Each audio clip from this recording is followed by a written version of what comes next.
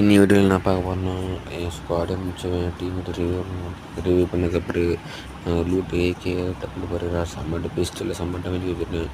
என் team அடிக்கலாம் பார்த்தேன். என் டீமேட்டை start on பண்ணிட்டான். அவ்வளோதான்.